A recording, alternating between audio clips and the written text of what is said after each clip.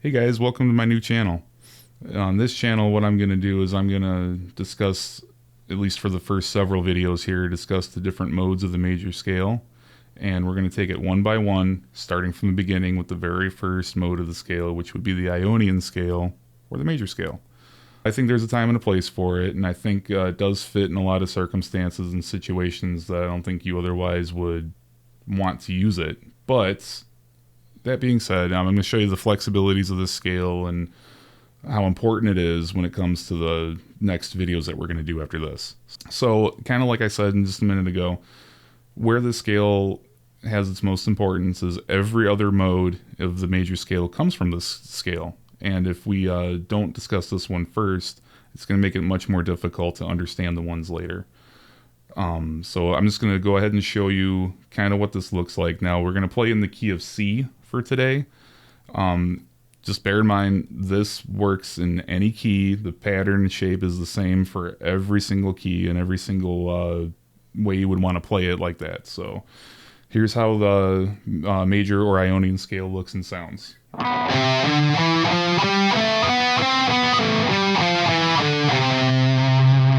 So that's the scale that everybody has come to know and love, and it's the Do Re Mi scale that you heard in Sound of Music way back in school, or if you've seen the video. So the way you design this scale is you start on the first degree, which would be C in this case. Then you go to your second note a whole step away. Then your third note another whole step away. And then you go a half step to your fourth note. Then you go up another whole step to your fifth. Go up another whole step to your sixth. Go up another whole step to your 7, and then a half step to your 8. So that's how you make a major scale. So you can think of it as either way. I mean, if you want to think of it in terms of whole steps or 1, 2, 3, 4, so on. Me personally, I choose to think of it in terms of 1, 2, 3, 4, just because when I'm writing and composing notes or songs and coming up with solos or even chord progressions, I'm thinking them as the 1, the 5, so on and so forth, as opposed to what the note is.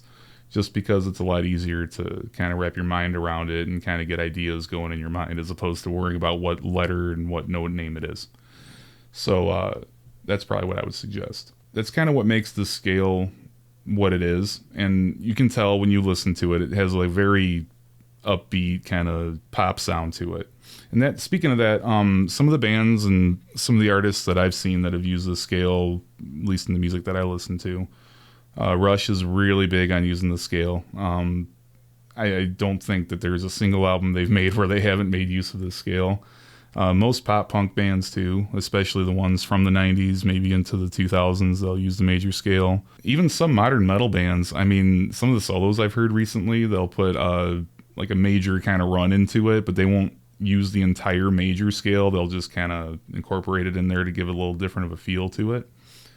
But I really don't listen to pop music that much, but the pop music that I have heard, they do take advantage of this kind of tonality an awful lot. And it's because it's very pleasing to the ear. So that's probably why they use this one the most. All right, so that's kind of how you do the scale, and that's kind of how you build and understand what the notes are of the scale. But what kind of chords are you going to use with this, and how are you going to construct a harmonic foundation for these? Well, think of it this way. Any chord, and again, this is assuming that you guys kind of already been playing guitar for a while and you understand what chords are and how they're made. But when you're thinking of the major scale, you can make a chord or a power chord or anything out of any of these notes by simply applying the notes that you need to make a major, or to make a power chord. So if you're going to play the C chord,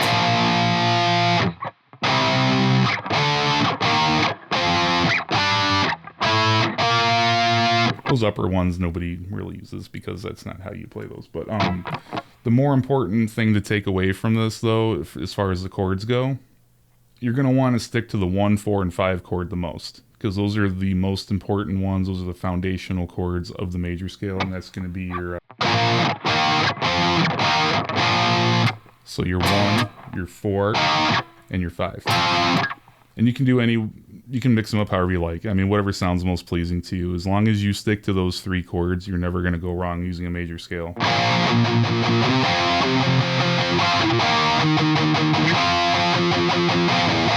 I mean, how many times have you heard that?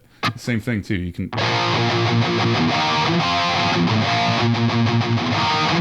So, I mean, any way you want to do them, like, you don't even have to start on the 1. You can start on the 5 if you like. So, I mean, that's just a very common way of putting those chords together, actually making the most out of the major scale and its tonality. But as you can tell, it's kind of part and parcel with this mode. Is it's very basic sounding. It's just it does its job. It's very, here's your chords, here's your scale, play over it, and so on and so forth. You can kind of package a song together pretty easy with it. There are a couple of chords though in this scale that really are very helpful if you do want to kind of add a little flavor to it, and that would be your minor 6 and your minor 3. What I mean by that is, in a major scale, you're gonna have those two in particular, where by design, if you try to play a full chord out of them, they're gonna be minor, just because of the way that the third note in those scales work out. We'll be discussing that in a future video, but just for the sake of argument, I just want to show you what those two chords look like and why they're there. So your third note of the scale would be right there, and you want to play that as a minor chord, because if you try to play it as a major chord, you're no longer playing in the major scale. So it's a lot of different theory, ideas, and things like that. And again, we'll cover this in a later video. But for right now, just take my word for it. If you play this as opposed to this in this key, it's not going to sound right. So you want to make sure if you're going to play a third chord in this key, you do it as a minor chord. Same thing with the 6. So if you're going up to your 6th note, you want to make sure you're playing that as a minor scale or minor chord as well. And actually, the reason I'm bringing that up is because even more so in pop music, there's a very common progression that I'm sure a lot of you have heard, and it's either 1-4-6-5, 1-6-5-4, so on and so forth. They always put that minor 6 in there. Well, that's what that means, is you're going to use that minor 6 in place of a major 6 at that point, because, again, it fits in the key, and it does add a little more flavor to what a major scale and major chord progression can sound like, instead of just your basic 1-4-5. So, those topics and everything like that, it'll become a little more clear too the further we go in the series and talking about other modes and how they relate back to the major scale. Whole point of this video is just to let you guys know that this is the foundation for the videos to come, and that each of the other modes that are to come after this, how they relate to this scale and this particular mode. So hope you guys enjoyed it, and I'm going to include a jam track at the end here just so you guys can understand and see how it feels and what this scale and what these chords can kind of do with one another. So hopefully you guys enjoyed the video, and I really hope you guys tune in for the next several, because it's all about trying to expand our minds as musicians and use the tools that we have in front of us. So take care, and we'll see you guys next video.